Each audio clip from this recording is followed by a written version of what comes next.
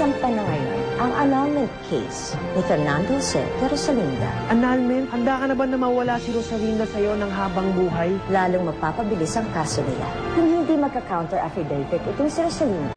Kung hindi makikipag-cooperate si Rosalinda, wala pa rin pupuntahan yung kaso. Ito ang gusto ni Fernando Jose. Bakit mo ko kontrahin? Dahil asawa ko siya, Alex. If you really care for him, ibigay mo ko anong gusto niya. Hindi ko alam kung good news to sa inyo o bad. Pero annog na ang kasal niya. Bakit hindi ka nag-file ng counter affidavit? Para maging malaya ka na! Sabihin mo, para makasama mo na yung Alex na yun! Simula ngayon, hindi ko na ako asawa.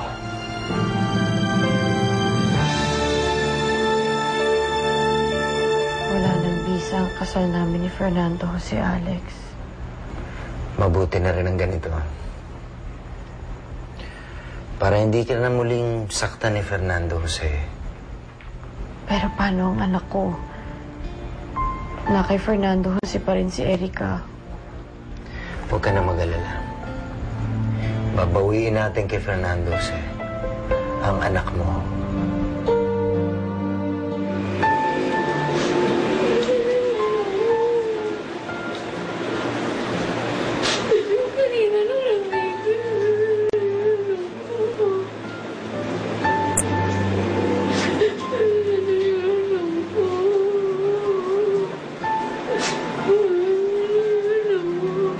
Veronica?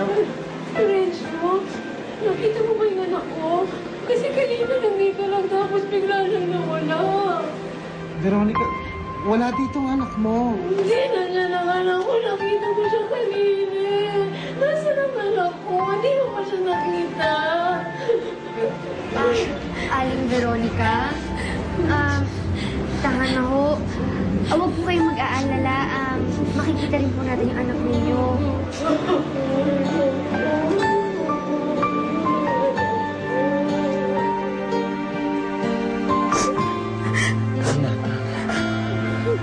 Paano ka napunta dito?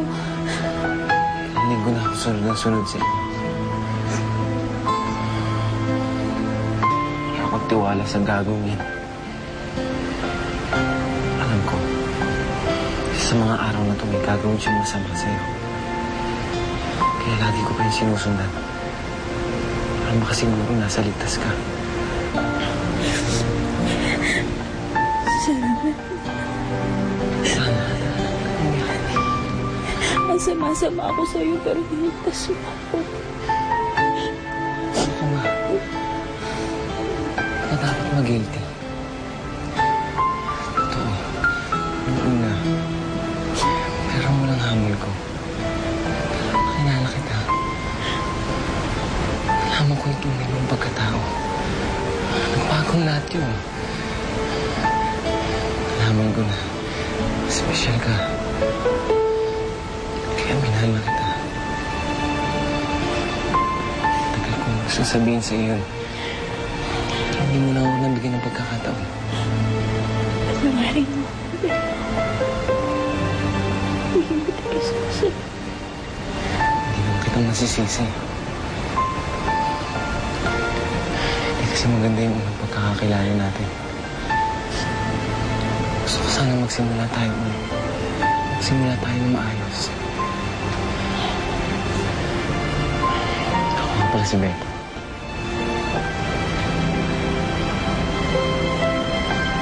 At ako naman si Abby.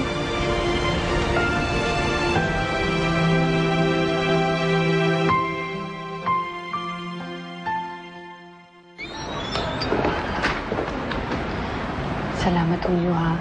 Pinapasok mo ko kaagad. Oo naman, ma'am. Basta kayo. Pakibilisan lang po, ha. Erica. Anak ko. Miss na kita, anak. Ang tagal na kitang hindi nayakap. Rosalinda? Ano ginagawa mo dito, ha? Baka nakakalimutan mo, hindi ka na isang Altamirano. Wala ka na parapatan sa bahay na to. Nandito ako para kunin ang anak ko, Fernando Jose. Hindi mo pwedeng isama si Erica. Anak ko to. Dapat nasa akin siya. Anak din siya ni Fernando Jose. At may karapatan din ang anak ko dahil siya ang ama ng batang ito. Kaya hindi mo siya pwedeng isama. Akin ang anak ko! Hindi! Wala kayong karapatan sa kanya! Kung gusto, magdemanda ka. Tingnan natin kung sino ang mananalo. Julio, samahan mo nga palabas ng mansyon si Rosalinda. Ayoko nga. Por qué? Ma'am, sabi ko nga ayokong siwayin yung utos ko. Ilalabas ko na si ma'am. Nasaktan ka ba? Saan tayo? Ha? Please.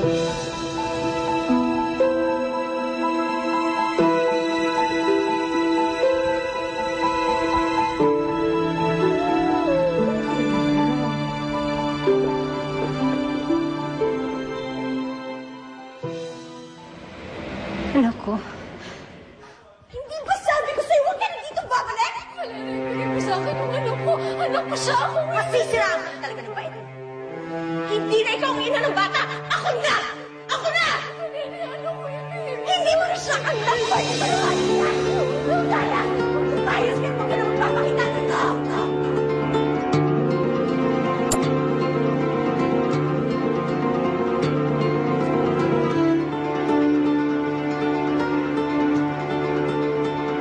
Ayaw nila ibigay sa akin ang anak ko, Alex. Ano pang laban ko ngayon?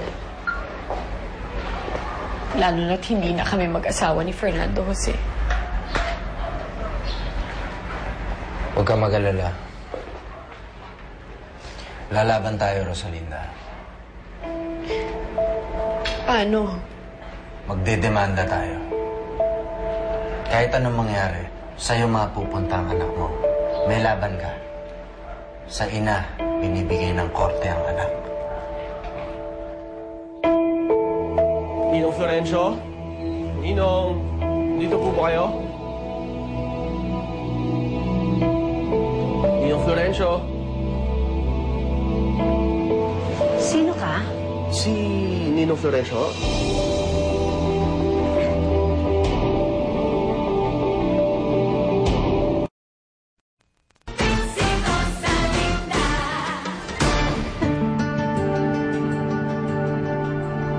Video, Veronica, anong... Teka nga. Becky, pasok mo doon. Sama mo. Sige, sige. Pasensya ka na, Fernando Jose, ha? May konting chenes yun, eh. Okay na po yan, Ninong. Upo ka muna. Thank you. Ay, salamat nga pala, ha? Pinagbigyan mo yung hiling namin na dumalaw ka naman dito. Totoo ba yung balitaan namin, Fernando Jose? Talaga bang annulled na ang kasal ni Rosalinda? Opo, Nay Soledad.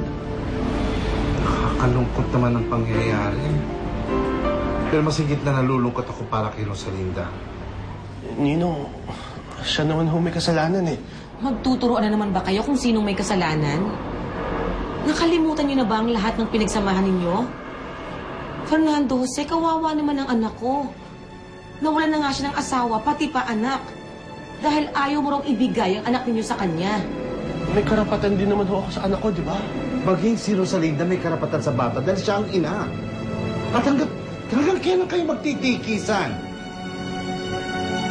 Gawin niyo na ang lahat para mahuli ng manyakis na yan. Sige po, sir. Babalitaan lang namin kayo. Sige po, alis na po kami. Sige.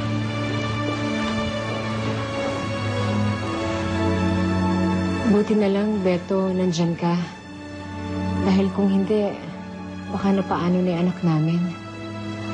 Salamat, Beto. Wala ka naman ho. Lahat naman ho gagawin ko eh. Para kay Abril.